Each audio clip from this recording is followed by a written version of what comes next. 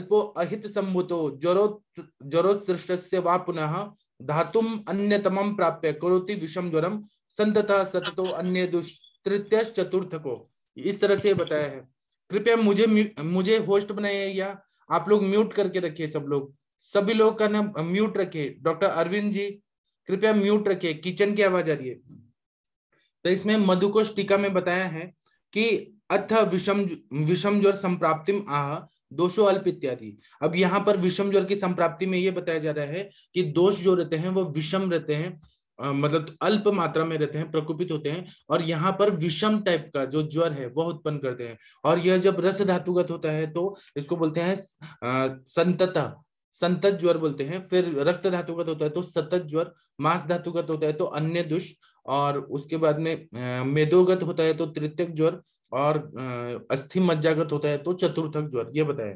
इसी को बता रहे हैं कि अल्प इत्येनान अल्प इत्यनेन इत्येनान नति बलात्वा काल विशेषम वाप्य लब्ध बलो ज्वरयति। इसमें मतलब क्या होता है कि अल्प बलत्व, मतलब यहाँ पे बलवान नहीं है दोष, और अल्प काल के लिए ये प्रकोपित होते हैं। लब्ध बलो ज्वरयति, थोड़ी देर में ही उनको बल प्राप्त होता है और ज्वर उत्पन्न हो जाता है। यस्तु बलवान सा नित्य ज्वर में करोति, अगर जब वो बलवान हो जाएगा तो वो तो बलवान ज्वर हो जाएगा। यहाँ पर कम मात्रा में ही दोष प्रकोपित है, इसीलिए विषम ज्वर आता है फिर जाता है, मतलब ज्वर आना और उसका मोक्ष होना, यह जो रहता है ये। अगर दोष अल्प हो जाएंगे तो अपने वो कम हो जाएगा, थोड़ा दोष बढ़ेंगे तो आ जाएगा। इसी तरह से बोल रहे हैं कि हीन बल दोष जब उचित समय पे शक्ति प्राप्त करते हैं तब वह ज्वर उत्पन्न कर देते हैं, और जो दोष बलवान होता है वही नित्य ज्वर को उत्पन्न करता है। दूसरा बता रहे हैं कि अहित संभूत इति अहिताचार आदि संभूतो वृद्ध, मतलब अहित और मिथ्या आहार से जो बढ़ा हुआ है इस तरह का, मतलब अहित मतलब किसी ने जैसे उसको फीवर है और उसने बहुत ज्यादा दही वड़ा खा लिया या फिर उसने आइसक्रीम खा लिया तो दोष और थोड़ा प्रकोपित हो जाएंगे और फिर विषम ज्वर जैसे संप्राप्ति कर देंगे। इसी तरह से बोल रहे हैं कि यदुक्तम आरंभत विषमो यस्तु, मतलब जो जिसका आरंभ जो होता है वो विषम रूप से होता है, और इसीलिए इसको और इसका ज्वर का उत्सर्ग जो है मतलब आना और जाना, यह सब जो है ना वह ये रहता है, विषम रहता है, फिक्स नहीं रहता है, कभी भी आएगा कभी भी जाएगा, इसलिए इसको विषम ज्वर बोलते हैं। और जो ज्वर आने से ही विषम रहे, मतलब उसका इंटेंसिटी जो है ज्वर का वो कम ज्यादा होते रहता है, कांस्टेंट नहीं रहता है। उसी तरह से धातु अन्यतमम रस रक्ताधिकम, मतलब अन्य धातुओं में जाकर वो प्राप्त हो जाता है, इसलिए इसको हम लोग विषम ज्वर बोलते हैं, रस रक्तादि आदि धातुओं में जाकर प्राप्त हो जाता है। फिर बोलते हैं कि विषम ज्वरम तृतीयकाधिकम, विषम ज्वर मतलब तृतीयकाधिक ज्वर को उत्पन्न कर देता है। फिर विषम ज्वर सामान्य लक्षणम च भालू के नाम पठितम, भालू की तंत्र करके एक ग्रंथ है जिसका उल्लेख सुश्रुत संहिता में भी बार बार टीकाकार जो डलहन जी हैं उन्होंने बार बार निबंध संग्रह संस्कृत की टीका में बार बार भालू की तंत्र का उल्लेख किया है। आज के जमाने में भालू की तंत्र उपलब्ध नहीं है, तो उसमें ऐसे बताया कि यह स्याद नियतात, जो जर किसी नियत काल में नहीं आता है, ऐसा भालू की तंत्र में लिखा है, और उसके होने के समय शीतता या उष्णता का प्रतीति होता है और ज्वर वेग से विषम होता है, यह विषम ज्वर होता है। मतलब ये जब विषम ज्वर आता है तो कभी ठंडी लगती है कभी गर्मी लगती है, और इसका टाइमिंग फिक्स नहीं होता है, ये कभी भी आएगा कभी भी जाएगा। उसी तरह से ज्वर चढ़ेगा बहुत ज्यादा कम भी हो जाएगा, और कभी जैसे 10 बजे आएगा, कभी 2 बजे आएगा, कभी 5 बजे आएगा, कभी रात को 12 बजे आएगा, मतलब ये कभी भी आ सकता है। और इसका टेम्परेचर भी देखेंगे तो कभी 99 डिग्री फ़ारेनहाइट होगा, कभी 102 होगा, कभी 103 होगा, फिर कभी 98 होगा, मतलब अप डाउन होता है और टाइमिंग भी फिक्स नहीं रहता। इसलिए वेगतश्चापि विषमो ज्वरः स विषमः स्मृतः, इसीलिए इसको बोलते हैं कि विषम ज्वर होता है। अभी आप लोग को कुछ बताना है तो बताइए, आप लोगों के पास ऐसे पेशेंट आते हैं क्या विषम ज्वर के? एक मिनट में सब लोगों को अनम्यूट करता हूँ।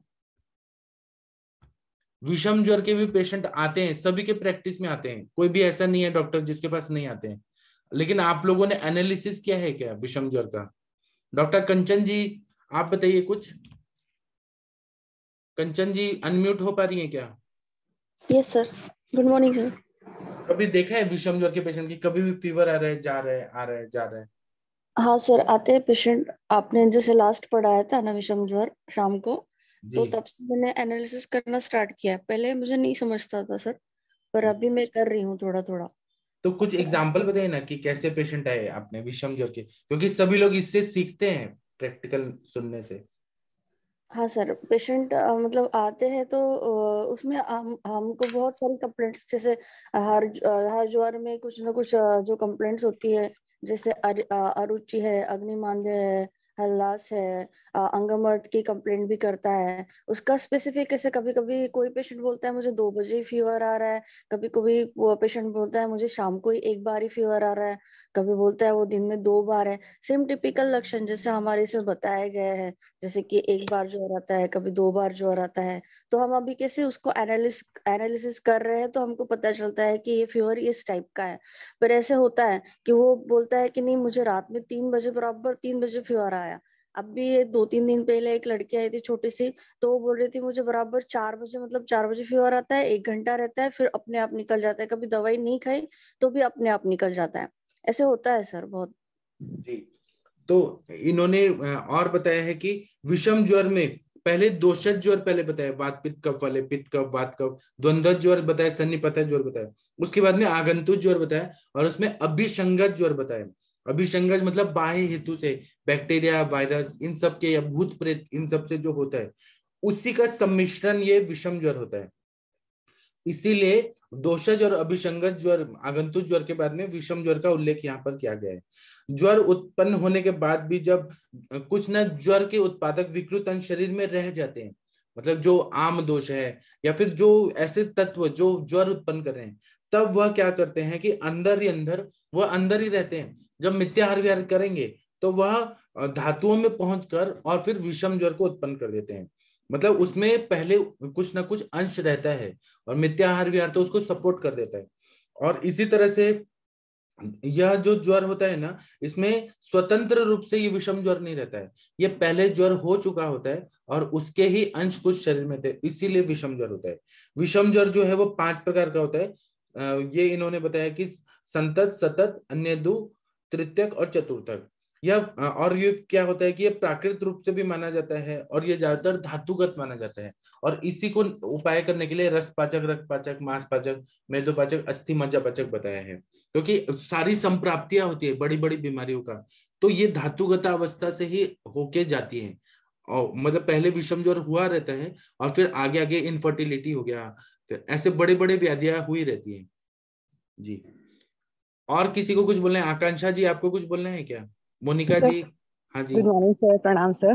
प्रणाम। सर हम टाइफॉइड को किस कैटेगरी में रखेंगे? उसमें जैसे इवनिंग राइज ऑफ फीवर होता है, तो उसको उसमें कहाँ पे, मतलब विषम ज्वर धातु में में आता है ना, कहाँ देखेंगे? सर विषम ज्वर में आता है ना, धातु रक्तगत ज्वर में आता है, मेदोगत ज्वर में आता है, में तो ओके सर। कभी कभी मांसगत ज्वर के लक्षण होते हैं, वही तो हम सर आगे पढ़ेंगे।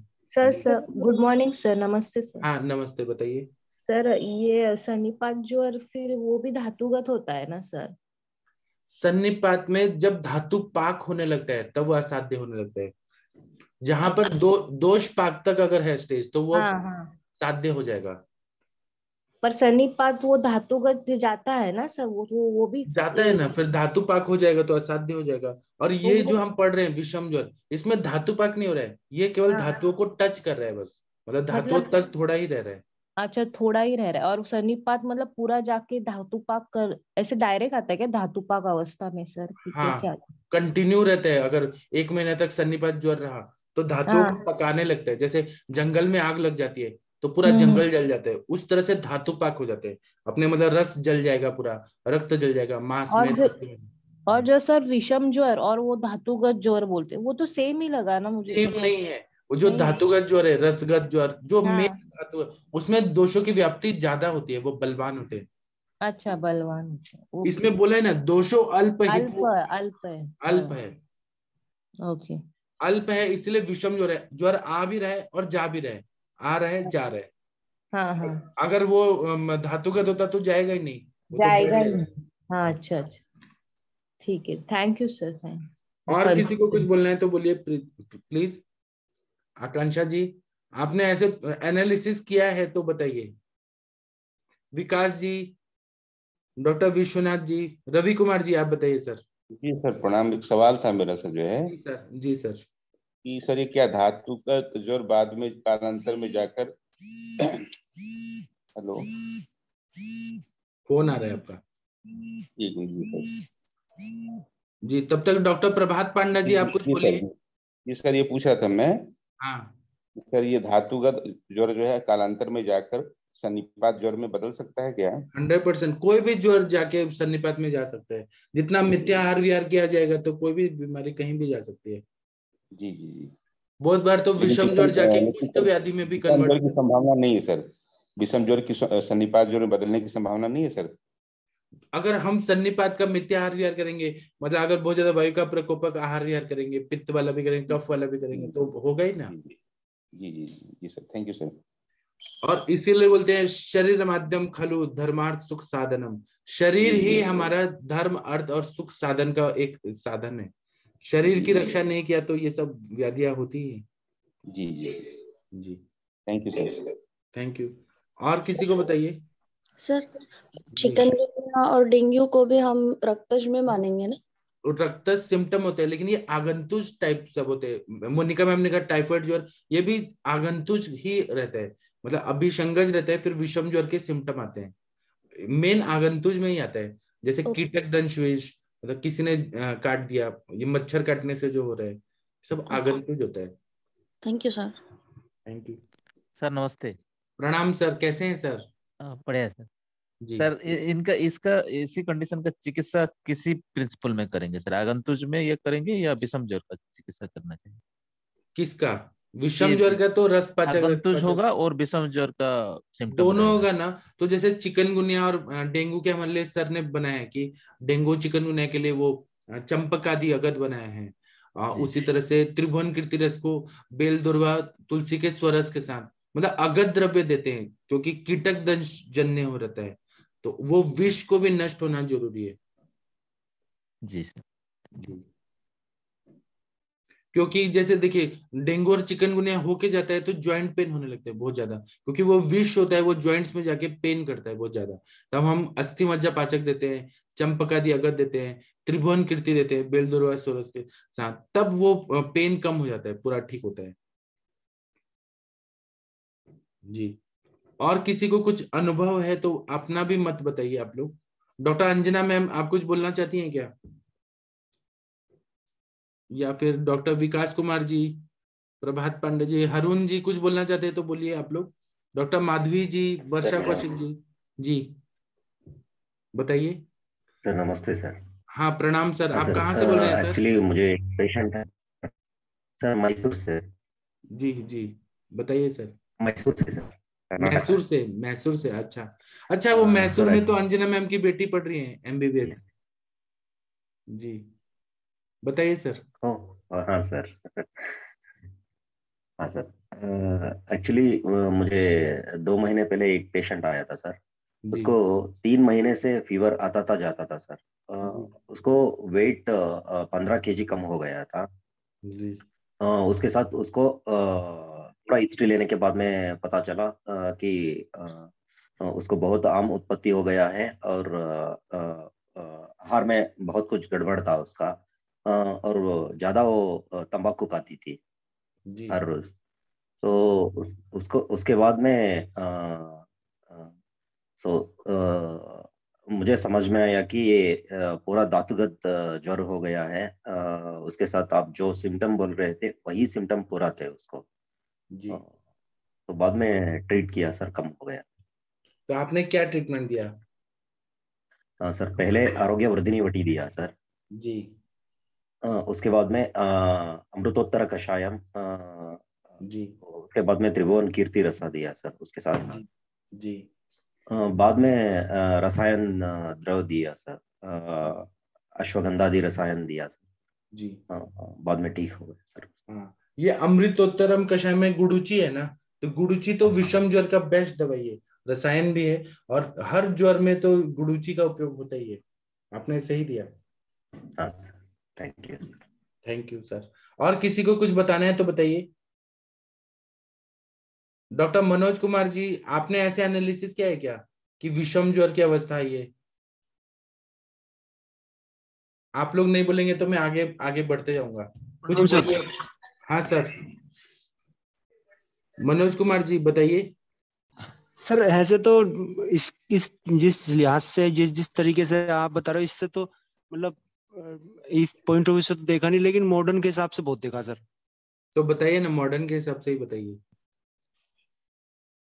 तो जैसे सर विषम ज्वर में जैसे कई बार है ना, पेशेंट डिहाइड्रेशन लेके आता है, वोमिटिंग लेके आता है, और जो बीपी बहुत डाउन लेके आता है, और शोक में भी आता है। तो वो सारा विषम ज्वर ही तो होगा सर ये? हाँ, ज्वर आता है जाता है, आता है जाता है। आता है जाता है। और दूसरे जो है पेशेंट जो है को मतलब एनीमिया भी, मतलब एचबी बहुत डाउन हो जाता है, ये किडनी फेलियर की साइड में लेके चला जाता है। तो ये सारा विषम ज्वर ही तो सर? जी ये तो आए दिन देखते रहते हैं सर हम, जो आईपीडी में हमें काफी लोग मिलते रहते हैं ऐसे तो। जी। और डॉक्टर मनोज कुमार जी, आपका खुद का तबीयत कैसे है अभी? अब तो काफी ठीक है सर, मैं कह सकता हूँ कि 90% के लगभग ठीक है पिछले 3-4 दिन से। खाना वाना सब खा रहे हैं? अब मैं सब कुछ खा रहा हूँ सर। मैंने बल्कि जो ये था गाजर पी, जो वो है ना सुबह के टाइम, दूध में तो नहीं, अभी दूध तो नहीं चालू करा है, घी ले रहा हूँ। तो उसमें ऐसे ही उबाल के लेनी जो शुरू कर दिए। तो 2-3 बदलाव करे हैं, और ये गंगाधर चूर्ण से, और इससे काफी ज्यादा फर्क पड़ा है। जो गंगाधर चूर्ण लिया था मैंने। जी। आम पचन हो गया पूरा? हाँ सर, आम पाचक वटी तो ले रहा हूँ अभी पूरा एकदम। वो तो आप ठीक लग रहा है, अब तो बेहतर लग रहा है, भूख भी जी अच्छी लगने लगी अब तो। जी, बहुत बढ़िया। तो ऐसे आप तरक्की करिए, प्रैक्टिस भी अच्छा करिए, और हेल्थ वाइज भी अच्छे हो जाइए। ठीक है। अब डॉक्टर शिवानी जी, आप कुछ बोलेंगी? डॉक्टर वर्षा कौशिक जी, डॉक्टर प्रणाम मंजू सर। जी। नमस्कार सर। हाँ नमस्कार, बताइए। मेरे पास अभी 3 पेशेंट है इसी तरह के। एक एक को 3-4 महीने से आ रहा है, और एक को 1 साल से आ रहा है लगभग। मतलब 1-2 महीने ठीक रहती है, फिर से बुखार आता है, फिर से ऐसे ही हो रहा है। तो उसमें क्या करना चाहिए? वो तो पुनरावर्तक ज्वर हो गया, वो विषम ज्वर नहीं जी हुआ। विषम ज्वर कैसा होता है कि संतत ज्वर जो रहता है वह कंटिन्यू ज्वर रहता है, कंटिन्यू 7 दिन, जी। 10 दिन, 12 दिन। अगर वायु का प्रकोप होगा तो वो 7 दिन रहेगा, पित्त का रहेगा तो तो अभी 10 दिन एक रहेगा। पेशेंट ऐसी आ रही है कि उसको रात रात में बुखार आता है, अच्छा, लेकिन उसका भी 2-3 महीने से है। तो ये मासगत ज्वर हो गया। उसका सिम्टम और बताइए, फीवर आ रहा है और क्या हो रहा है? ऐसे ही कमजोरी लगती है, बॉडी एक हो रहा है, और भूख कम लगती है। हाँ, बस। तो ये मासगत हो गया। अभी देखिए मैं जो बता रहा हूँ वो ध्यान से सुनिए। जो संतत ज्वर होता है वो कंटिन्यू आता है, 7 दिन, 10 दिन या जी जी। 12 दिन। 12 दिन अगर कंटिन्यू रहे तो कफ के वजह से, हाँ। 10 दिन रहे तो पित्त की वजह से, और 7 दिन रहे तो वायु की वजह से। उसी तरह से सतत ज्वर जो रक्त धातुगत होता है वो 24 घंटे कंटिन्यू रहता है ज्वर, फिर चला जाता है जी 24 घंटे। जी। मासगत ज्वर होता है वो 24 घंटे में एक बार आता है। हम्म। मतलब एक बार आएगा, हाँ एक बार आएगा, एक बार दिन में आएगा, एक बार रात को आएगा, ऐसे 2 बार आता है। और फिर जी जी। मासगत हो गया। मेदोगत जो होता है वह एक दिन आएगा, फिर एक दिन नहीं आएगा, फिर तीसरे दिन आएगा। और चतुर्थक जी ज्वर एक दिन आएगा, 2 दिन नहीं आएगा, फिर आएगा, चौथे दिन जी। आएगा। तो ये आपके पेशेंट को दिन में भी आता होगा, रात को भी आता होगा? नहीं, रात में बस आता है बोली, रात ये रात को बस। तब भी ये मासगत दिख रहा है ऐसे, मासगत हो जी। गया। प्रणाम सर। हाँ प्रणाम, बताइए। सर तो सर कोविड। इसमें क्या देंगे?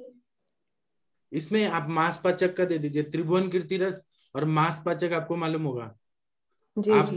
ज्वर चिकित्सा जो चरक संहिता का है हाँ। उसका 200 जी नंबर का श्लोक देखिए, हम मांसगत जी ज्वर जी। के बारे में बताएं। Thank you sir. जी। हाँ जी, बताइए मैम।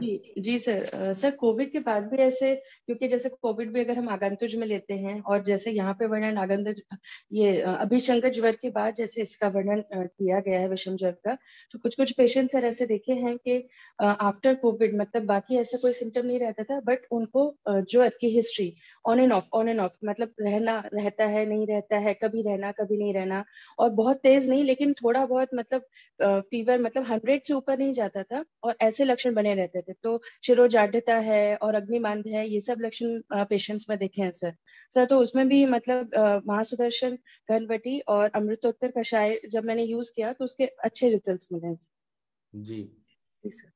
जी, मैं एक जगह गड़बड़ हुआ था। संतत ज्वर जो है वह कंटिन्यू 24 घंटे रहता है, और वो 7 दिन रहेगा वात के वजह से, पित्त के वजह से 10 दिन रहेगा, कफ के वजह से 12 दिन रहेगा, कंटिन्यू रहता है फीवर।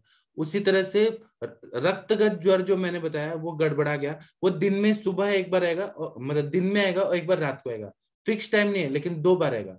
और मासगत ज्वर है वो दिन 24 घंटे में एक ही बार आएगा। तो अभी इन्होंने जो मैम ने बताया, वर्षा कौशिक मैम ने, वो मासगत ज्वर है जी। आपका एक ही बार आ रहा है ना, दिन भर में एक ही बार आ रहा है ना, तो वो मासगत हुआ। सर। अगर 2 बार आता तो रक्तगत होता, वो सतत जी ज्वर होता। हाँ, आपके पेशेंट को अन्य ज्वर है जी सर। ठीक है, तो आप Yes, मांस sir. पाचक देंगी तो अच्छा फायदा होगा। जी थैंक यू सर। ठीक है, अभी आपको कुछ और बोलना है तो बोलिए, नहीं तो मैं आगे बढ़ता हूँ जी। किसी को कुछ बोलना है क्या ऐसे पेशेंट के बारे में? डॉक्टर सुधीर साहू जी कुछ बोलना चाहते हैं क्या? नहीं बोलना चाहते, तो मैं अभी श्लोक नंबर 32 पढ़ता हूँ, ये आप लोग सुनिए। संततः संततम रक्त रस रक्तस्थः सो अन्य दुष्पिशिताश्रितः मेदोगतस्तृत्यन्नी त्वस्थि मज्जगतः पुनः कुर्या चतुर्थकम घोरम अंतकम रोग संकरम। इसमें मधुकोष्ठिका में बता रहे हैं कि संतताति ज्वराणाम प्रतिनियत दुष्यंत धातुना संततत इत्यादि, मतलब संतताति ज्वर चूंकि धातुगत होते हैं, लेकिन इसमें दोष जो रहते हैं वो इतने बलवान नहीं रहते हैं, थोड़े ही रहते हैं। इसीलिए संतत शब्द सततोपलक्षणा, संतत शब्द से ना आगे सतत आदि का वर्णन किया गया है। तेन तेन एतेद युक्तम भवति रसस्थ संततम रक्तस्थ सततम इति, मतलब रसस्थ रस धातुगत जो ज्वर होता है वह संतत ज्वर होता है, रक्त धातुगत होता है वो सतत ज्वर होता है, अन्य दुष ज्वर होता है वह मांस धातुगत होता है, तृतीयक ज्वर जो होता है वह मेदो धातुगत होता है, और चतुर्थक ज्वर जो होता है वह अस्थि और मज्जागत होता है। तो इस तरह से हमें समझ लेना चाहिए। रक्त धातुआश्रय प्रायो दोषा संततकम ज्वरम, जो रक्त धातु के आश्रय में रहता है वह सभी को संततक ज्वर, इस मतलब ये सब ऐसे संज्ञा प्राप्त हुई है, उसको समझना चाहिए। फिर बोल रहे हैं प्रायो ग्रहणा सतको रक्त व्यतिरिक्तम रक्त धातु आश्रयते, इसका मतलब यह है कि रक्त धातु में आश्रित होकर प्रायः सतत ज्वर को कर देता है, ऐसा चरक संहिता में बता रहे हैं। उसी तरह से मतलब धातुगत के बारे में ही इन्होंने बहुत अच्छे से बताया। उसी तरह से कभी कभी रोग संकर हो जाता है, अनेक रोगों के संकलित रहने वाले ज्वर को चतुर्थक ज्वर कहते हैं। ऐसा रोग संकरम जो लास्ट वर्ड है 33 नंबर का श्लोक, घोरम अंतकम रोग संकरम, उसमें बहुत सारे रोगों का संकलन होता है, कलेक्शन होता है, संग्रह होता है, तो वो बता दिया है। इसी तरह से विषम ज्वर 5 होते हैं और 5 भिन्न धातु में अवस्थित होते हुए ज्वर हो जाते हैं। संतत ज्वर रस धातु में होता है, सतत ज्वर रक्त धातु में होता है, अन्य दुख मांस धातु में होता है, तृतीयक ज्वर मेदो धातु में होता है, चतुर्थक ज्वर अस्थि और मज्जा में रहता है। इन पांचों में चतुर्थक ज्वर जो रहता है अस्थि मज्जागत वाला, वो गंभीर धातु में रहने की वजह से बहुत ज्यादा कष्टप्रद होता है, मतलब बहुत ज्यादा उसमें पेन होती है, बहुत ज्यादा बॉडी एक होता है, क्योंकि अस्थि और मज्जा में रहता है। हाँ, और शुक्रगत तो नहीं बताया क्योंकि वो असाध्य होता है। उसी तरह से अन्य रोगों का भी अनुबंध हो जाता है चतुर्थक ज्वर में, जैसे यकृत, प्लीहा, अस्थि, ये सब में मतलब कोई ना कोई और संप्राप्ति हो जाएगी, अस्थि में शूल हो जाएगा, कोई उपद्रव हो जाएंगे, तो इसीलिए ये कालानुयायी होकर वो ना इंसान को मार भी देता है अगर हमने ध्यान नहीं दिया, चिकित्सा नहीं किया तो। आप लोग कुछ बताइए, ऐसे पेशेंट देखे होंगे आप लोगों ने जो 24 घंटे में एक बार आ रहा है, या फिर एक दिन बीच लगा के आ रहा है, या फिर 2 दिन का गैप लेके आ रहा है, कुछ देखा है तो बताइए, कुछ अनुभव। डॉक्टर मुकेश साहू अलवर राजस्थान से जुड़े हैं। डॉक्टर मनोज कुमार जी आप भी बताइए, मॉडर्न का भी बताएंगे तो भी चलेगा, सिम्टम बस बताइए कैसे और होते हैं, कुछ पेशेंट का याद आ रहा है तो बताइए आप लोग। जी बताइए। जैसे ना मलेरिया है, वायरल है, ये मलेरिया में तीसरे दिन दूसरे दिन एक बार ही आता है, उसमें मोस्टली जो है 2 बार जाता है, एक बार कभी कभार तो, और वो हाई ग्रेड फीवर ही आता है। और जो वायरल है जो आजकल चल रहा है, जिसे आप डेंगू भी कह सकते हैं, इसमें भी जो है किसी किसी को 2-3 दिन तक रहने के बावजूद भी वो कभी कभी आता है, कभी कभी फीवर आता चला जाता है, बॉल तक कंप्लेंट करता रहता है कि फीवर आ रहा, ठंड दे के फीवर आता रहता है। तो ये भी सर इसमें ही कर सकते हैं क्या सर? हाँ, ज्वर आ रहा है और जा रहा है तो ये विषम ज्वर होता है, आना और जाना, उसी को कैटेगराइज करना पड़ता है कि वो अगर कंटिन्यू रह रहा है तो वो संतत ज्वर है, अगर वो दिन में 2 बार आ रहा है तो सतत ज्वर है, रक्त धातुगत। अगर 24 घंटे में 1 बार आ रहा है तो मांसगत है। अगर एक दिन बीच लगा के आ रहा है तो फिर मेदोगत, और 2 दिन बीच लगा के आ रहा है तो अस्थि मज्जागत। सर अभी एक पेशेंट है ना, हमने भर्ती किया था लगभग 15 दिन 20 दिन पहले, उसको लगातार पिछले 3 दिन से फीवर उतर ही नहीं रहा था, 102 103 102 103। तो उसको डेंगू जो प्रोफाइल कराया उसका, तो वो डेंगू पॉजिटिव आया। तो फिर उसका प्लेटलेट्स भी काफी कम था। जब उसको 2 दिन तक यहाँ हमने पैरास्टामोल देने के बावजूद भी तब भी उसका फीवर नहीं उतरा, और प्लेटलेट्स 20,000 होगी उसकी। तब उसके बाद में 3 दिन के बाद 2 दिन के बाद ही अपने आप ही उसका फीवर उतरने लगा उसी ट्रीटमेंट से। कोई खास ट्रीटमेंट बदलाव नहीं किया, और प्लेटलेट्स भी उसकी चढ़ानी नहीं चढ़ी हमें, और वो ठीक हो गया, बेहतर हो गया। तो ये भी सर उसी में ही आएगा? उसी में आएगा ना।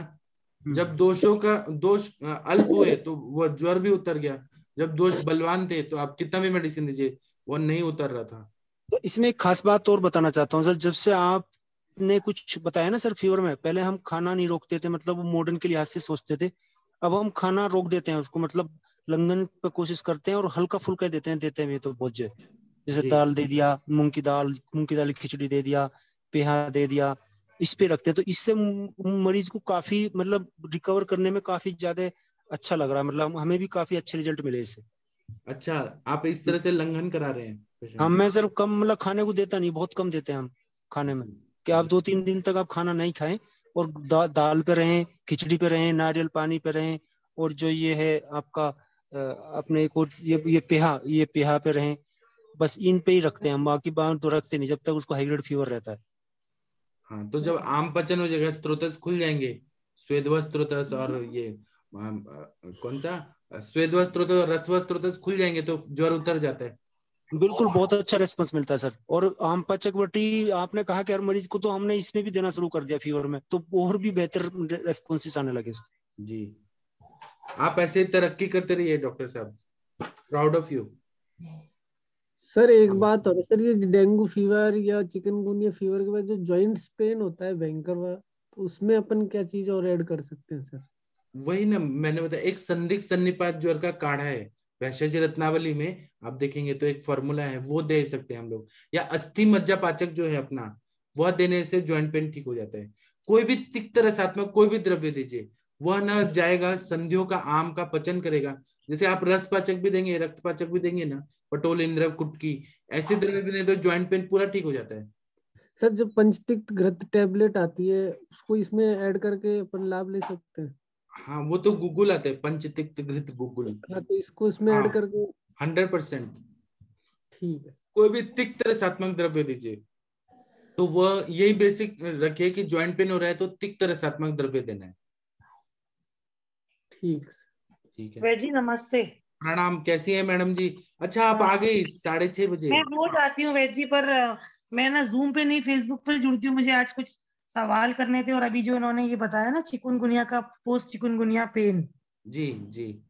तो पोस्ट चिकुनगुनिया पेन में एक अनुभूत योग है, मेरे बहुत पुराने टीचर थे उनका, और उसको मैंने बहुत दिया था जिस समय चिकुनगुनिया चला था। वो था कि जो करी पत्ता नॉर्मल आता है उसका 1 मुट्ठी करी पत्ता, और 2 इंच गिलोय जिसका ऊपर का त्वक हटा के 2 इंच के करीब गिलोय, और प्रति व्यक्ति 1 पान का पत्ता, और इन तीनों को उसको बॉईल करके 2 कप पानी का, अच्छे से कूच के 2 कप पानी का 1 कप करके इसको लंबा थोड़ा चलाते हैं। साथ में कुछ भी देना है दे सकते हैं, पर अभी जब जैसे ज्वर की अवस्था है तो बहुत अधिक भारी काढ़े हैं या गुग्गुल है, वो अभी ना देके हल्के, जैसे ये कह रहे हैं कि हम लंघन लघु आहार पे रखते हैं, तो लघु आहार पे रख के और इस काढ़े को देने से बहुत ही बढ़िया रिजल्ट्स आते हैं। और साथ में फीवर के लिए तुलसी और काली मिर्च और गिलोय, ये इसमें ऐड कर सकते हैं। गिलोय तो ऑलरेडी है ही है, और तुलसी का जो आपने जैसे एक बार बताया था कि तुलसी का अर्क, वो सच में बहुत ही कारगर है। उसके साथ माँ सुदर्शन घनवटी, साथ में मतलब केवल माँ सुदर्शन घनवटी 2-2 गोली दिन में 3 बार चला, जिस समय अगर फीवर उतर जाने के बाद केवल ये काढ़ा बहुत ही बढ़िया काम है। हाँ, आपने जो बताया वो 100% सही है, लेकिन एक होता है ज्वर की अवस्था, वेगावस्था, एक होता है अवेगावस्था। अवेगावस्था में गूगल कल्प दे सकते हैं, जब वेगावस्था है तब नहीं देना है। जी, मैं वही कह रही थी कि वेगावस्था में नहीं, अवेगावस्था में फिर ये काढ़ा केवल काम करेगा, और तब हम गूगल भी दे सकते हैं साथ में। हाँ, और दूसरा है कि आपने जो बताया ये मुझे भी मालूम है, और जब विषम ज्वर होता है उसकी बेस्ट दवाई पारिजातक का काढ़ा बताया है। मतलब पारिजातक आप लोग के आसपास होगा, उसका काढ़ा पीजिए, विषम ज्वर पूरी तरह से फायदा देगा। वैसे एक जो ये अन्य दुष्क ज्वर है 24 घंटे में एक बार, हाँ, तो इसके अंदर आपने कौन सा बताया पाचक? मांस पाचक। मांस पाचक। तो मैं ये पूछ रही थी प्रैक्टिकली मांस पाचक जो है वो केवल लंबे समय तक मांस पाचक ही चलाएं, या 7-7 दिन का रस रक्त मांस तक पहुंच जाए फिर मांस को लंबा चलाएं? वैसा भी मेथड है, दोनों आपका बात सही है, दोनों चीज तरह से करते हैं। जी जी। और साथ में मां सुदर्शन गणपति, एक बार आकांक्षा मैम ने बताया था पुनरावर्तक काढ़ा, चरक का था शायद वो तो अभी एक वर्षा मैम ने बताया ना कि एक पेशेंट है, वो 1 साल से फीवर आ रहा है, वो फीवर बार बार आ रहा है, तो उसमें पुनरावर्तक वो बताया अपने ग्रंथों में, चरक में भी बताया है और भागवत में भी बताया और भैष्य रत्नावली में बताया। जी, और ये एक बार ही चढ़ता है? मतलब मैंने आकांक्षा मैम से वो डिस्कस भी किया था आप ही के फोरम पे, मतलब आप थे उस दिन तो ये था कि उन्होंने बताया था कि 24 घंटे में एक बार अगर चढ़ रहा है, वो भी जैसे कहीं कोई गर्म स्थान पे जाने पर ही आता है, और 99 तक आता है केवल, और बॉडी जो है वो पतली हो गई है, ये पोस्ट चिकुनगुनिया कॉम्प्लिकेशन चल रही, डायबिटिक पेशेंट है वो, और पतला पतला भी हो रहा है काफी। अब थोड़ा सा मतलब मनस भी उसका ठीक नहीं है, और वीकनेस आती है, और मांस सुदर्शन वगैरह कुछ भी काम नहीं करी उसको, और मांस पाचक मैंने उसको भिजवाया था लेकिन वो मिली नहीं, रास्ते में क्या हुआ पता नहीं, तो अभी उसको मैं फिर देने वाली हूँ। लेकिन मैं एक बात बताऊंगा, जो डॉक्टर मनोज जी ने अभी ये किया है ना कि लंघन देना है, तो पेशेंट का जो 7 दिन का ज्वर है वो 3 दिन में उतर जा रहा है, ये इनका कॉन्सेप्ट मुझे बहुत अच्छा लगा। बिल्कुल सही है एकदम वैजी। अभी इतने फीवर चल रहे थे जो वायरल, उसमें केवल ये लंघन और सिंपल मेडिसिन देके 3-3 दिन में जुकाम सर्दी बुखार बिल्कुल नॉर्मल हो रहा था। लेकिन जिन पेशेंट्स ने खाना नहीं छोड़ा वो तो मॉडर्न मेडिसिन ही खा रहे हैं, और वो मॉडर्न मेडिसिन खा के भी ठीक नहीं है। हाँ, और वो लोग क्या बोलते हैं कि आप प्रोटीन खाइए, पनीर खिलाते हैं, अंडा खिलाते हैं, दूध पिलाते हैं, बहुत ज्यादा प्रोटीन खाओ प्रोटीन खाओ। अग्नि का कॉन्सेप्ट ही नहीं है उनके साइंस में जी। और ये आम पाचक वटी ने बहुत ही काम करी। वरना मैम जो आप बता रहे हैं ना पेशेंट को वो वास्टिंग ऑफ मसल्स हो रहा है, और ये इसमें मैम पोस्ट चिकनगुनिया कॉम्प्लिकेशंस में ना बला गुलूची आदि कषाय का बहुत अच्छा रोल है। हाँ, वो ट्राई कीजिए मैम। जी जी जी। बला गुलूची आदि कषायम। जी मैम। ये कोर्टिकल में मिलेगा ना? जी जी जी मैम। जी ma'am. Thank you Monika ma'am. और एक विश्वनाथ जी ने बताया ना अमृतोत्तरम कषायम, वो भी बहुत अच्छा काम करता है, वो भी कोर्टिकल का आता है सर। हाँ। इसके साथ आरगवत जोड़ दूं क्या? आरगवत जोड़िए, स्तंसन करेगा, पेट साफ करेगा। Thank you. आयुर्वेद ही तो इतना अच्छा साइंस है कि हम दिमाग लगा लगा के अलग अलग दवाइयां यूज करते हैं जी। और किसी को कुछ बोलना है तो बोलिए। डॉक्टर पूजा कुला जी, हैदराबाद की डॉक्टर, कुछ आपका कुछ है व्यू तो बताइए आप। डॉक्टर कन्वल देओल मैम, आप कुछ बताना चाहते तो बताइए, नहीं तो मैं आगे बढ़ता हूँ। नहीं बोलेंगे? हेलो, मैं फिर बढ़ता हूँ। 34 नंबर का श्लोक देखिए और 35 नंबर का, इसमें आगे यही बता रहे हैं, संतत ज्वर के बारे में ही टाइमिंग बताया कि ये ज्वर कैसे आता है। तो बता रहे हैं स्त्रोतोभिर्विस्तृता दोषा गुरुवो रसवाहिभिः सर्वदेहानुगा स्तब्धा ज्वरम कुर्वन्ति संततम सप्ताहं वा दशाहं वा द्वादशाहं मथापि वा संतत्यो विसर्गी स्यात् संततः स निगद्यते अहोरात्रे सततको द्वौ कालावनुवर्तते अन्य दुष्टो रात्र एक कालम प्रवर्तते तृतीय चतुर्थहन्नी चतुर्थहन्नी चतुर्थका। इसका मतलब विषम ज्वर के बारे में ऐसा बताया जा रहा है कि सप्ताहम इत्यादि, मतलब 1 सप्ताह तक ये संतत ज्वर जो रस धातुगत ज्वर है 1 सप्ताह तक रहेगा, या 10 दिन रहेगा, या 12 दिन रहेगा। क्रमशः इनको समझना चाहिए कि अगर वायु का उल्बणता बहुत ज्यादा रहेगी तो ये 7 दिन तक ज्वर रहेगा, पित्त की उल्बणता रहेगी तो 10 दिन तक रहेगा, कंटिन्यू रह रहा है, कंटिन्यू, वो उतर ही नहीं रहा। फिर कफ की उल्बणता रहेगी तो 12 दिन रहेगा। अब जैसे मनोज जी ने कहा कि इन्होंने 7 दिन वाला ज्वर को 3 दिन में उतारा लंघन करा के, तो वो इनका ट्रीटमेंट ठीक है। लेकिन अगर वो लंघन नहीं कराएंगे तो ये 7 दिन कवर कर लेगा पूरा। उसी तरह से इन्होंने बोला है पित्त वृद्धि के 10 दिन, कफ वृद्धि से 12 दिन, वायु की वृद्धि से 7 दिन, यह बता देते हैं। और अगर ये त्रिदोष ज्वर दोष तक ही रहते हैं, दोष पाक ही होते हैं, तो वो ठीक हो जाएगा पेशेंट। अगर वो धातु पाका अवस्था में चला जाएगा, मतलब वो जैसे जंगल में आग लग जाती है तो वो पूरा जंगल जल जाता है, उसी तरह से धातु पाक होता है तो अपना रस धातु पूरा जल जाता है, अंदर रक्त धातु जल जाता है, मांस में अस्थि मज्जा शुक्र सब जल जाता है, तो इंसान मर जाता है। तो धातु पाक अवस्था जो है वो अरिष्ट सूचक लक्षण है, वहां तक नहीं जाना चाहिए। अगर दोष पाक हुआ है और पूरा दोष कम हो जाते हैं तब वह ज्वर मुक्त हो जाता है और पेशेंट ठीक हो जाता है, इसको समझना चाहिए। इसी तरह से संतत ज्वर में कंटिन्यू ये देखना चाहिए कि रस रक्त आदि धातुओं को और मल मूत्र को यह निश्चित रूप से आक्रांतित कर देता है। मतलब मल भी कॉन्स्टिपेशन हो जाएगा, मूत्र भी कम आएगा या ज्यादा आएगा, ऐसे अलग अलग सिम्टम आते हैं। तो इसका मतलब यह है कि 3 दोष, और ये इन्होंने ये बताया कि द्वादश क्यों होता है, मतलब कफ की वजह से द्वादश क्यों होता है वो बता रहे हैं। तो ये बता रहे हैं कि 3 दोष, 7 धातु और 2 मल और मूत्र, ये सब मिला के 12 होते हैं। इसलिए मैक्सिमम जो संतत ज्वर होता है रस धातु वो 12 दिन होता है। फिर से बताता हूँ, 3 दोष, 7 धातु और 2 मल। 2 मल मतलब मल और मूत्र, स्वेदवस्त्र अवरुद्ध है इसलिए उसको कंसिडर नहीं किया।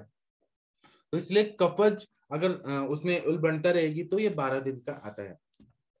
और आगे बता रहे हैं कि निरंतर बिना किसी विच्छेद के एक बार ज्वर आया 7 दिन की अवधि लेकर उतरेगा तो उसको हम लोग बोलते हैं कि यह वायु की वजह से है और अविसर्गी है, मतलब यह त्याग नहीं करता शरीर को।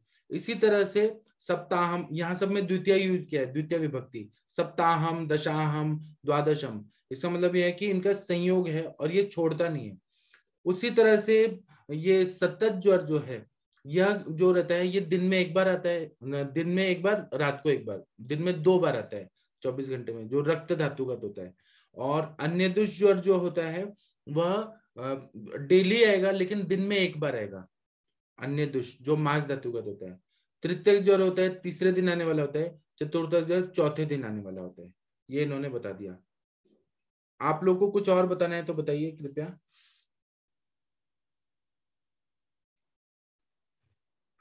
संतत ज्वर के बारे में भावार्थ बोधिनी में ऐसा लिखा है कि इसी को मियादी बुखार बोलते हैं, आंतरिक ज्वर, टाइफाइड ज्वर, फिर फूल माता, कंठी माला, ऐसे ऐसे बोलते हैं संतत ज्वर को। हाँ आप बोलिए प्लीज। एक बार वैसे रिपीट कर दीजिए इसको। कौन सा? ये जो आपने 24, 34 और 35 का जो एलैबोरेट किया ना। हाँ तो मैं इसको बोलता हूँ ना जी। इसमें ऐसे बता रहे हैं कि सारे शरीर में जब विचरित होता है, सारे दोष विचरित होते हैं, ऐसे सर्कुलेट हो रहे हैं, वो भी प्रकोपित हुए हैं, तो इसके वजह से वात आदि दोष जो है वो प्रकोपित होकर रस धातु में मिल जाते हैं और रस धातु स्तब्ध होता है और सारी रस वाहिनियों में फैल जाता है और इसके वजह से संतत ज्वर करता है। ये कंटिन्यू रहता है ज्वर, मतलब यह 7 दिन रहेगा वायु की वजह से। अगर पित्त की उल्बणता है तो 10 दिन रहेगा, कफ की रहेगा तो 12 दिन रहेगा। अब 12 दिन को इन्होंने इसलिए बोला है कि 12 दिन में 3 दोष, वात पित्त कफ, 7 धातु, मतलब रस रक्त मांस में अस्थि मज्जा शुक्र, तो ये कितना हो गया 8, 7 और 3 10 हो गया, और 2 मल और मूत्र, इसको मिला के 12 दिन। इसलिए मैक्सिमम जो संतत ज्वर रहता है 12 दिन तक रहता है।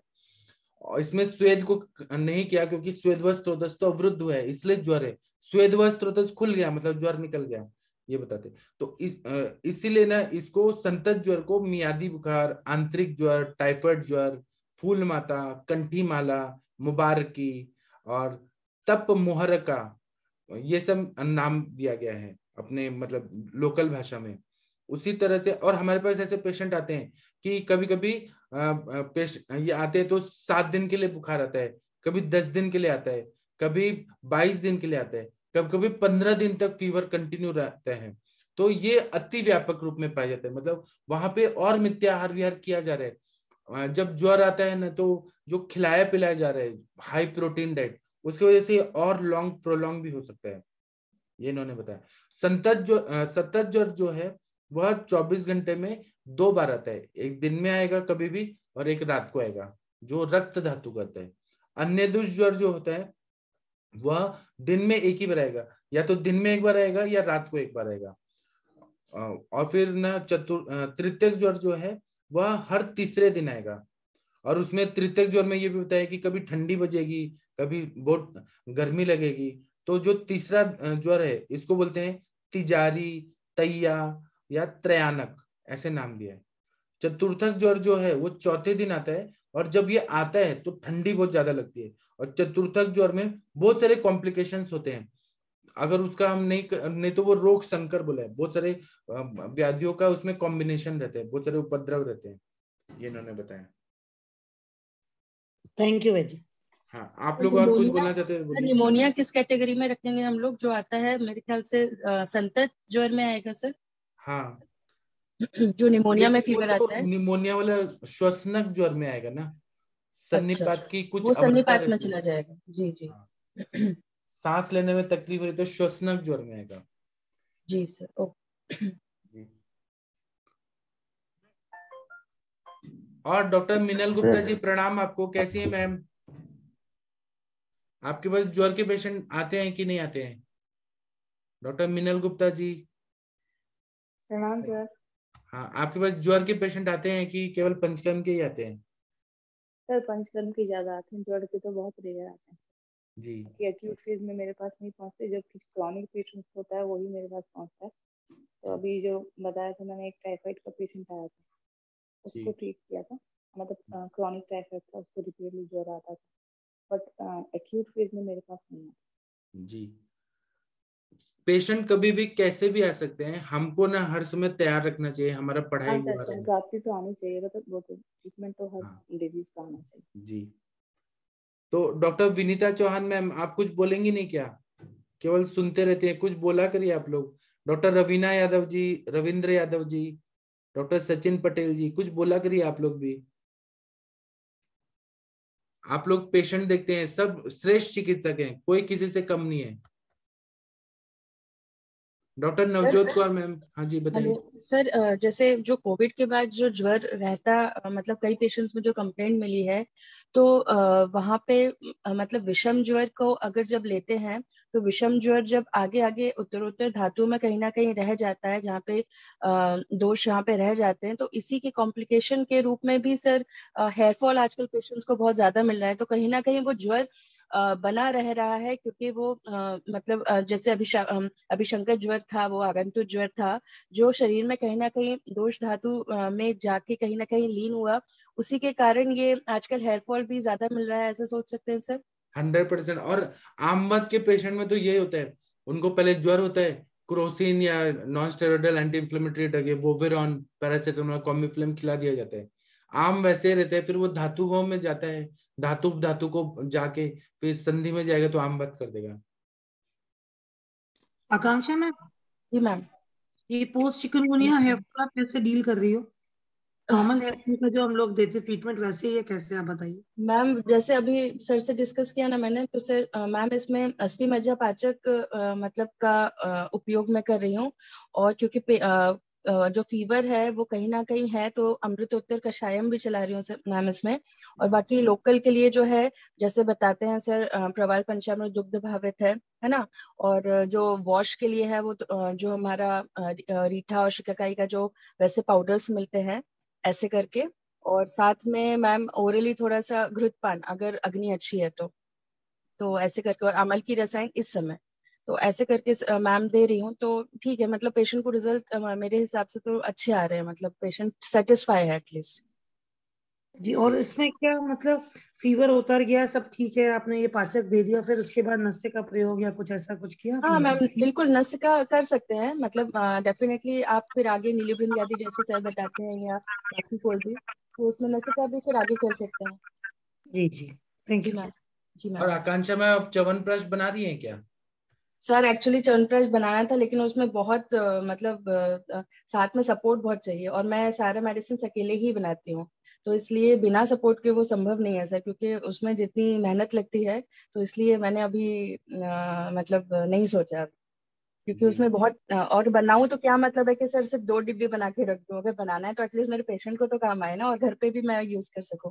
तो इसलिए सर अभी मैंने स्टेप नहीं लिया वो, क्योंकि उसमें बहुत हमने मेहनत बनाया था सर, आपने बनाया था? हमने दिवाली बहुत सारा बनाया था सर, हमारे घर पे आंवला लगे थे, ऑलमोस्ट 25 kg निकले उसमें से, तो उससे बनाया। और दिवाली पे हमने लोगों को मिठाई विठाई देने की बजाय हमने च्यवनप्राश ही दिया सर। अच्छा, वाह वाह, वेरी गुड। ये आइडिया कितना अच्छा है कि मिठाई ना देके च्यवनप्राश दो।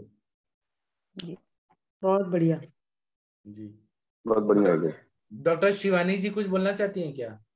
हाँ जी, good morning sir. Good sir morning. ये पूछना था, जैसे अभी मार्केट में आंवला बहुत ज्यादा है, तो उसकी घनवटी बनानी है, तो वो कैसे बनानी है सर?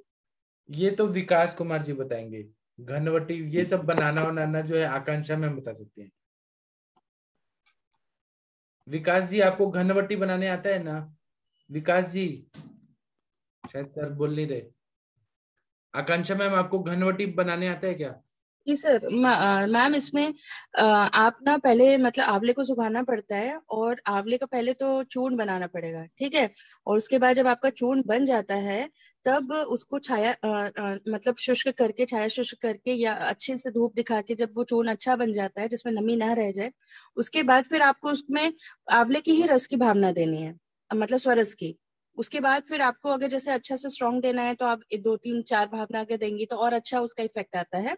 और या तो फिर 2 से 3 भावना में भी आप, जब तक जैसे एक भावना मतलब जब तक पूरा स्वरस वो एब्जॉर्ब ना हो जाए, तब तक आपको भावना देते रहनी है। जब वो सूख जाए तब दूसरी मतलब दूसरा स्वरस दूसरी बार डालना है। उसके बाद जब वो सूख जाए फिर तीसरी बार। तो इस तरीके से भावना को आप बढ़ा सकते हैं। और जब वो सूख जाए तब फिर आप अच्छे से मतलब उसको टैबलेट बना के फिर आप शुष्क कर सकते हैं। मतलब अगर चाहें तो आप इसमें बाइंडिंग एजेंट के लिए कुछ डालना चाहे तो डालिए, नहीं तो अदरवाइज ऐसे भी बन जाती है। इसी को आम्लकी रसायन भी बोलते हैं। व्यास कंपनी ऐसे ही बनाती है आम्लकी रसायन। जी सर, बिल्कुल। जी अपना देखिए। और मैंने इसमें जो पाउडर है और स्वरस है वो उतने डालेंगे कि वो घुट जाए, जैसे हाँ हम हाँ लोग मैम, जब तक पूरी तरह से एब्जॉर्ब नहीं हो जाए तब तक उसको भावना नहीं कहेंगे। जब अच्छे तरह से पूरा एब्जॉर्ब हो जाए उसमें स्वरस, दैट इज एक भावना हो गई वो। और डॉक्टर शिवानी जी आपके उधर तो आंवला बहुत आता होगा देहरादून में। जी सर, यहाँ पे काफी है आंवला। और मैम आप अगर जैसे पित्त प्रकृति के पेशेंट में यूज करना चाहे ना, तो बेटर इजी वे अगर आप कुछ करना है तो आप आंवले का मुरब्बा बना के रख लीजिए। दैट इज ऑल्सो आप पेशेंट को दे सकती हैं, उसके भी बहुत अच्छे रिजल्ट आते हैं। जो भी पित्त प्रकृति से रिलेटेड पेशेंट आते हैं उसमें, इवन चाहे बीपी हाई के पेशेंट है तो उनमें भी अच्छा रिजल्ट मिलता है। तो आप आंवला मुरब्बा भी बना सकते हैं। जी मैम जी। और शिवानी जी आपके पास पेशेंट आ रहे हैं ना बहुत अच्छे अच्छे? हाँ सर, बहुत ज्यादा तो नहीं आ रहे हैं, अभी थोड़े मैं बहुत आपको ही आ एक रहे हैं। मंत्र दूंगा, वो करेंगी ना तो आपके पास बहुत पेशेंट की लाइन लगेगी। मैं आपको दूंगा। जी सर जी। और सर एक ऑस्टियोआर्थराइटिस का पूछना था सर। जैसे पेशेंट को पेन काफी है, अभी यहाँ पे ठंडा काफी है, तो उस वजह से जो पहले पेन है वो भी ज्यादा हो रहा है, तो उसमें कैसे रिजल्ट दे सकते हैं बस्ती पेन? मात्रा बस्ती दे दीजिए ना, शीरबला तेल या मुरीवेणा तेल या महाविषगर्भ तेल का। बस्ती सबसे बेस्ट रहता है। और ऊपर से लगाने के लिए भी मुरीवेणा तेल, कुट्टम चुक्की आदि तेल, या सिंपल सरसों का तेल में लहसुन को कूट के और वो गरम करके वो तेल से मालिश करने को बोलिए, या महानारायण तेल को गरम करके लहसुन डाल के और उससे मालिश करने से बहुत अच्छा फायदा होता है। ठीक है। और सर जो लहसुन शीरपाक होता है वो हम पित्त प्रकृति वाले पेशेंट को भी दे सकते हैं? हाँ हाँ। अच्छा ठीक है sir, thank you sir. Vandana madam आप पूछिए, आपको क्या पूछना था, फिर हम थोड़ा ब्रेक लेंगे। जी जी जी। वैसे इसमें जैसे आपने भी बताया मात्रा बस्ती देनी है, तो उसके पहले कुछ उनका लघु आहार या ये करके थोड़ा आपके आम पाचक पट्टी वगैरह दे के तैयार करके फिर स्टार्ट करें नहीं मात्रा बस्ती जी। और आकांक्षा मैम जो है बहुत इजी मेथड बताती हैं, तो वही आंवला मुरब्बा पूछ रही थी, अगर समय हो तो, नहीं तो फिर हम लोग कल बात कर लेंगे, कोई दिक्कत मैं नहीं। शेयर कर दूंगी ग्रुप पे, तो जी जी जिसको बनाना होगा तो वो भी बना देंगे। जी जी। आपके मेथड बड़े इजी होते हैं ना, फटाफट बनते हैं और घर में आराम से बना सकते हैं। बिल्कुल, थैंक यू मैम। असल में आकांक्षा मैम और श्रुति निगम मैम की वजह से बहुत सारे लोग खुद दवाई बनाने लगे। स्वर्ण प्राशन तो ज्यादातर सब लोग सीख गए श्रुति निगम मैम की वजह से। वैजी मैंने आकांक्षा मैम से करके वो बनाया, दूरवा कल्प और हाँ। दूरवा घृत, और वो बना के पेशेंट को दिया, दोनों चीजें। उससे घी भी उसी से मंगवा लिया था पेशेंट से ही, और दूरवा मैंने अपने गार्डन से तोड़ के उसका रस निकाल के फिर बनाया था। जी मैम आपने ऑयल भी तो बनाया था, हेयर ऑयल। हाँ, हेयर ऑयल तो वो मैं बनाती हूँ, अपने लिए भी बनाती हूँ ना। अच्छा अच्छा, सबसे अच्छा कॉन्सेप्ट तो मोनिका मैम का लगा कि अगर दिवाली में गिफ्ट देना है तो च्यवनप्राश गिफ्ट दो, सबसे बेस्ट। बिल्कुल एकदम ठीक है। मैम मैंने भी मोनिका मैम अगली बार से च्यवनप्राश के साथ साथ थोड़ा सा उपटन और वो भी दे दिया करिए, तो एक फुल्ली पैकेज आपका एक पूरा वो हो जाएगा गिफ्ट का, जो हमारे यहाँ महाराष्ट्र में बहुत चलता है। हाँ, क्योंकि क्या होता है दिवाली में उपटन का भी यूज होता है। हाँ, गिफ्ट हैम्पर, तो उपटन जरूर रहता है उसमें, और तेल भी, अभ्यंग तेल भी रहता है, और साथ में च्यवनप्राश, तो एक अच्छा सा पैकेज हो जाएगा। Sure ma'am, sure. Thank you so much ma'am, thank you. ठीक है, तो अभी हम थोड़ा ब्रेक ले लें क्या? आप लोग बोलिए। 5 मिनट का ब्रेक लेके फिर मिलते हैं 7 बजे। बिल्कुल सर। जी सर। प्रणाम सभी को। नमस्ते सर। नमस्ते सर।